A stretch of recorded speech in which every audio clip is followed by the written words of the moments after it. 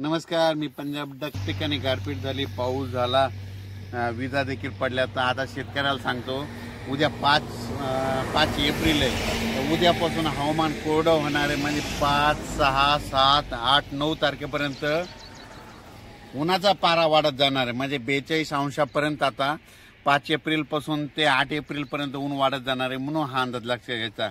आणि 9-10 तारखेला परत एकदा ढगाळ वातावरण येणार आहे. म्हणून हा अंदाज लक्षात घ्यायचा. त्याच्यानंतर राज्यातल्या सर्व शेतकऱ्याला, कांदा काढणारे शेतकऱ्याला सांगू इच्छितो, मकावाल्यांना सांगू इच्छितो, ज्यांचं बाजरी आहे त्यांना सांगू इच्छितो की तुम्ही काय करा, 14 तारखेपर्यंत म्हणजे 14 एप्रिलपर्यंत तुम्ही तुमचं कांदा काढा, झाकून ठेवा.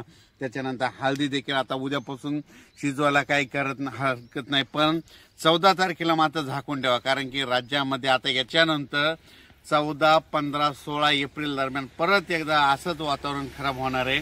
म्हणून हा अंदाज लक्षात येतात.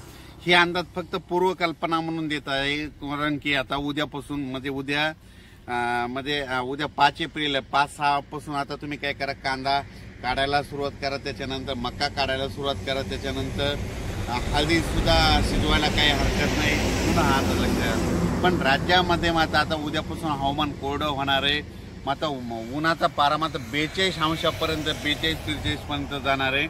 म्हणून हे अंदाज लक्षात घ्यायचा. आणि 9 आणि 10 एप्रिलला एकदा परत ढगाळ वातावरण राहणार आहे. मात्र 14, 15, 16च्या दरम्यान परत एकदा राज्यात वातावरण खराब होणार आहे. म्हणून हा अंदाज लक्षात घ्यायचा.